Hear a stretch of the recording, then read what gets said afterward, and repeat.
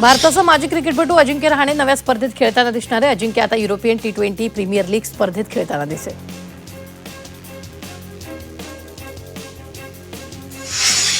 इंग्लंडचा युवा वेगवान गोलंदाज जॉन टर्नरनं तडकाफडकी क्रिकेटमधून निवृत्ती जाहीर केली आहे। वयाच्या अवघ्या 25व्या वर्षी टर्नरनं क्रिकेटला रामराम ठोकला। यापुढे टर्नर आंतरराष्ट्रीयसह डोमेस्टिक क्रिकेट स्पर्धेत खेळताना दिसणार नाही।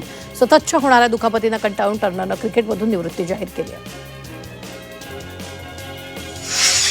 ग्रँडमास्टर रमेश बाबू प्रज्ञानंदनं उत्कृष्ट कामगिरी कायम राखून एक फेरी शिल्लक असतानाच आपले पहिलं सेंट लुईस रॅपिड आणि ब्लिट्झ स्पर्धेचं विजेतेपद पटकावले। 20 वर्षाच्या प्रज्ञानंदनं 35 पैकी 23.5 गुणांसह विजेतेपद नावावर केले।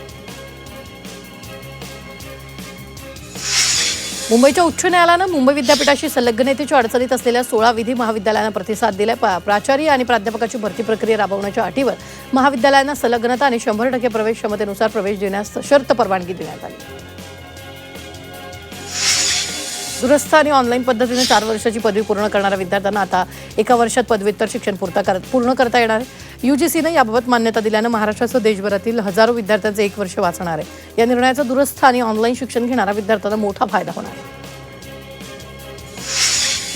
सायन रेल्वे उड्डाणपुलाच्या गर्डर उभारणीसाठी मध्य रेल्वेकडून शनिवारी मध्यरात्री विशेष ब्लॉक घेण्यात येणार आहे। त्यामुळे सीएसएमटीहून आज रात्री 12:08 शेवटची लोकल सुटेल। काही लोकल सेवा रद्द करण्यात आल्या। गौरी गणपतीनिमित्त कोकणात जाणाऱ्या प्रवाशांसाठी एसटी महामंडळानं 5220 जादा बस सोडण्याचा निर्णय घेतला आहे। 7 ते 25 सप्टेंबर दरम्यान मुंबई, ठाणे, पालघर परिसरातून कोकणातील विविध मार्गांवर या विशेष बस धावतील। दरम्यान पश्चिम रेल्वेकडूनही गणेशोत्सवानिमित्त विशेष रेल्वेगाड्या चालवण्यात येतील। एमएमआरडीकडून रायगड जिल्ह्यात तिसरी मुंबई बसवण्यात येणार आहे। या नव्या नगरीचा आराखडा तयार करण्याची जबाबदारी राज्य सरकारने सिंगापूरमधील आघाडीच्या कंपनीला सोपवली। मुख्यमंत्री देवेंद्र फडणवीस यांच्या उपस्थितीत एमएमआरडी आणि सुरबाना ज्युरोंग यांच्यात करार करण्यात आला। मेट्रो 2 ब मार्गिकेतील अंधेरी पश्चिम सारस्वत नगर हा दुसरा टप्पा मार्च 2027 मध्ये सेवेत दाखल होणार आहे। त्यामुळे मीरा भाईंदर ते सांताक्रूज पश्चिम असा थेट प्रवास करता येणार आहे। तसंच चेंबूर मेट्रो स्थानकही लवकरच सुरू करण्यात येणार आहे। मंडळाच्या 2640 घरांच्या सोडतीतील घरं प्रचंड महाग असल्यानं त्यांना प्रतिसाद मिळाला। 0 प्रतिसाद मिळालेल्या 304 घरांपैकी 298 घरं सर्वसाधारण गटात वळवून त्यांची सोडत काढण्यात आली। त्यामुळे 0 प्रतिसाद मिळालेली 298 घरंही विकली गेली आहेत आणि केवळ 7 घरं शिल्लक राहिली।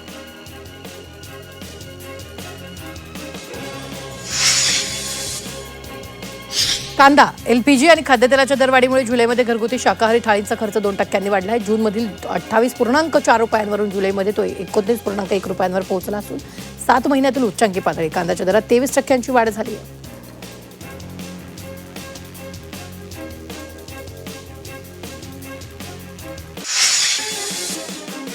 देशात जुलै महिन्यात 3 लाखांहून अधिक इलेक्ट्रिक वाहनांची विक्री झाली आहे। गेल्या वर्षीच्या तुलनेत ईव्ही विक्रीत 66% वाढ झाली असून दुचाकींच्या विक्रीत मोठा वाटा आहे। इलेक्ट्रिक प्रवासी वाहनांच्या विक्रीत सुद्धा 83% वाढ नोंदवली गेली आहे।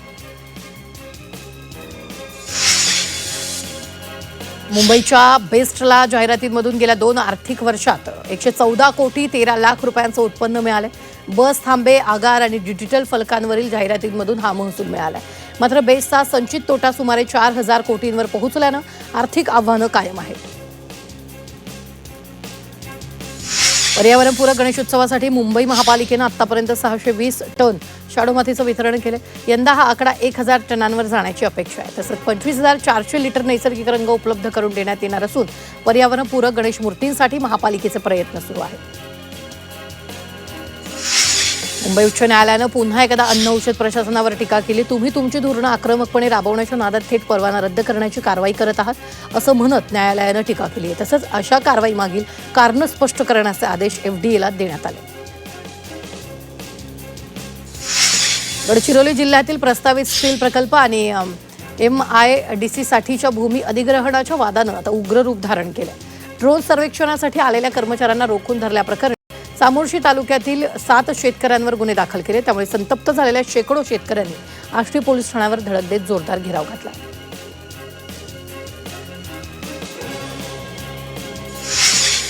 नागपूर विभागाचे कृषी सहसंचालक यांनी जिल्ह्यातील प्रगतिशील शेतकऱ्यांच्या बांधावर जाऊन थेट मार्गदर्शन केले।